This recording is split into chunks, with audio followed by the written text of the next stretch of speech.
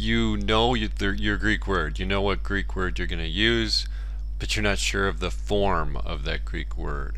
The accent of a noun or an adjective, or the form of a verb. How do you find it? One piece of software I found so useful in my first years of teaching communicatively was Kalos Beautiful Greek Software. You see an image of it there. Unfortunately, I cannot find it on the web anymore. If I do find it, or if you find it, put it in the notes below this video, please. I used this many times a day in my first years. You type in the Greek into the box, you hit search. It's a Java-based thing. It takes a little time for it to search, and then click over to inflection, and you choose the kind of inflection you want.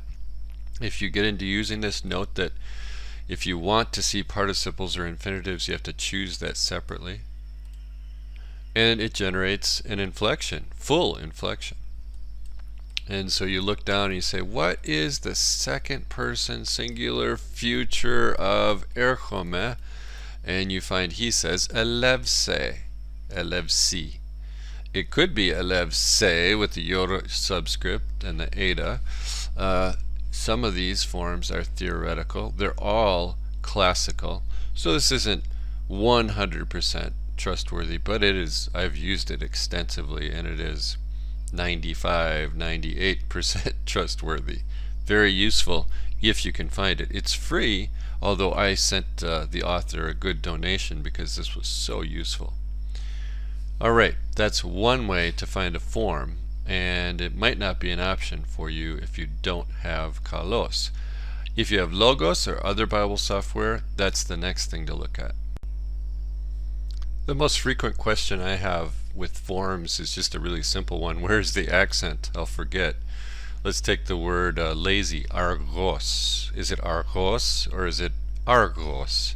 Well, if you have Logos, just pop over there and in the search box type argos without an accent, and right away you'll find the accent.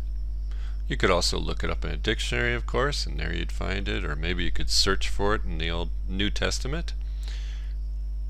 What if it's a more complicated form, like a verb? You're wondering, what is the second person singular future of erchome?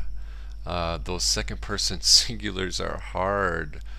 Is it really elevsi, epsilon yoda, as Kalos Beautiful Greek Software says, or is it elevse? Well, if you have it or if you buy it, this is a great resource. It is called Lexem Analytical Lexicon to the Greek New Testament. There you look up the word erchome, and below its cognate words, kind of a useful thing, hyperlinked, and just a real basic gloss kind of dictionary. But below that you have usages both in the New Testament and outside of the New Testament. And below the usages is the real gold. You have every form of erchome in those examples above. And look at this one right here. Look at that. You have elevse. In contradiction to Kalos Beautiful Greek Software, the Koine form seems to be elevse with the eta yoda subscript. If you want to confirm which exactly form that is, just scroll over here and you have a pop-up at the bottom that shows you its future middle indicative second person singular. Okay, so Lexem Analytical, very useful. If you are teaching communicatively Koine, I highly recommend it. Another big recommendation in Logos is a new feature.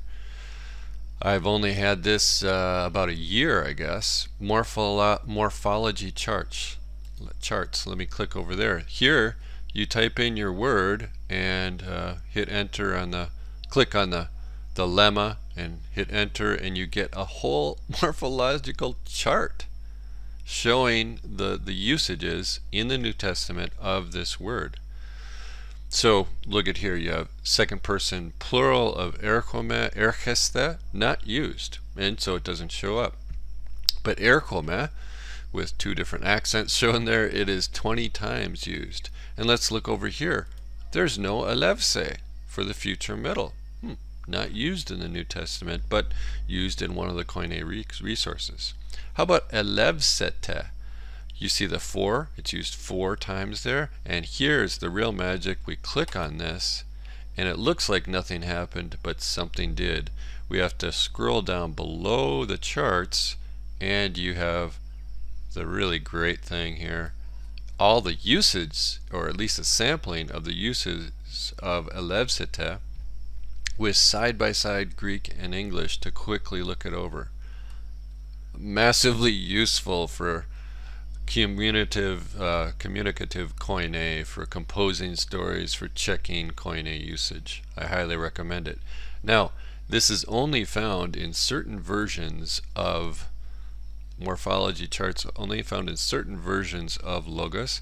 It looks like maybe you can buy it for $7.99, well worth the money, or it's packaged in certain packages, bronze and above, Logos Academic feature, and I think other packages too. Finally, the best for last, a Greek morphology, a Analytique Morphologia by Randall Buth. Dr. Buth developed this within his own teaching of Greek as a living language. And it's a paradigm book, but a very useful one, and one that's keyed towards Koine Greek. Let me show you the website. It's biblicallanguagescenter.com. A Greek morphology, you can find it there. And let me give you a taste of it.